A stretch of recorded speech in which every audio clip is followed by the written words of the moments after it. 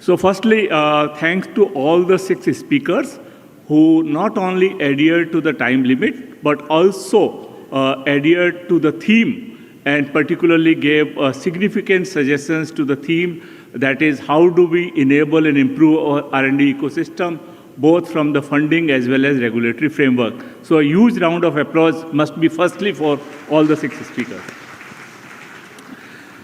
During the discussion, several inputs have come, building on to Dr. Maselkar's talk this morning and that of Professor Vivekji's on need for removing bureaucratic hurdles, improving procurement processes, how do we have more autonomy and relevance to national and local needs, how do we create more trust in the system, improving collaborations across stakeholders, how do we try to find out problems that are more relevant to our local and national needs, improving monitoring, procurement, and approvals through common websites.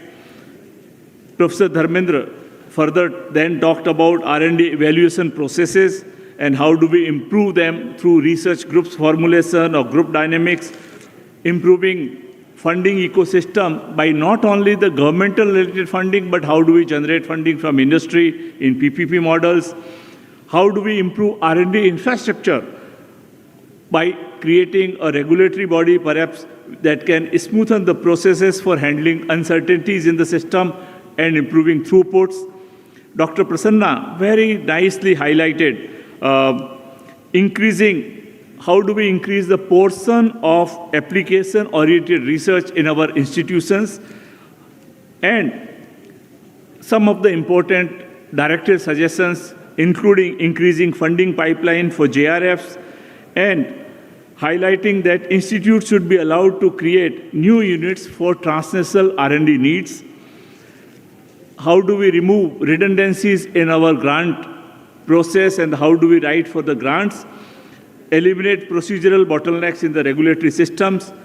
Professor Basu, though highlighted that currently Udaipur does not receive much of the governmental funding, he highlighted why governmental funding is important. He did mention about need for AI infrastructure, and there I would like to highlight that the Government of India recently through India AI Mission has already procured more than 34,000 GPUs and creating our own large language models. Therefore, India's AI mission is going very strongly, and this AI missions, this compute power is available to all the academic institutions. And the cost that country is incurring is less than $1 per hour for the compute power. So I think this is something that government is already doing. He mentioned that we need to have integrity, more quality-oriented parameters in the ranking systems. Professor Sachin, drawing upon a vast experience from IIT Bombay, very nicely highlighted about industrial R&D funding for transnational research. Of course, it is well known that our institutes are good and capable of doing TRL level 3 and 4, and we need bigger industry partnerships in order to take our research to the level 9, and therefore we need to have a co-development mindset. This was strongly highlighted. For international funding, the kind of challenges that were highlighted included the MOU challenges in terms of jurisdiction issues for dispute resolution, indemnification clauses, the clauses for comprehensive insurance for the research equipment. Important aspect, though we get funding, flexibility in manpower needs, including how can, in cutting areas, we can offer market rates for the manpower we hire. How do we create new transnational and translational R&D centers? And some of the important aspects in the end that he also talked about patent. How do we create international technology licensing platforms at a national level? Therefore, if I were to summarize with my own inputs, I strongly believe that India has very rapidly progressed in all the sectors, and particularly science and technology sector, through its policies of reform, perform, and transform in all areas. And I believe institutions also need to have the exactly same process of reforming themselves, transforming themselves, and performing along with the mission and the funding that we grant. And I believe this is crucial because today is the day, a day of not working in silos, but working in synergies. Whatever the amount of funding government can give, and there is a great improvement, it is happening whether through ANRF funding, whether through RDI schemes or whatever schemes we are talking about, there is great post, but whatever it is, there will never be a limitless, unlimited funding. If India has more than 1,200 universities and so many R&D institutions, no institution can ever have a funding that it thinks adequate. My personal belief system, and that I am coming because when I worked in the industry, I funded more than 10 R&D projects in different IITs. When I worked in academia, we have more than 40 R&D projects and R&D MOUs with top industries, and therefore I am talking from both sides. If we have to work with industry, we also have to give to industry what it needs. We cannot only operate in giver-taker mode that industry will give money, industry will give problems, and we have to just solve and give them. I think this giver-taker mode of industry-academia collaboration has to change, and it has to change to co-creator, co-developer mindset.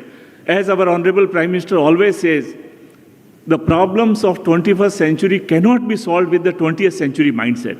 So we have to think about building our own capabilities accordingly. For example, if there is an amount of funding available, can the 1,200 universities in India or institutions in India work on exactly the same topic? The answer is no.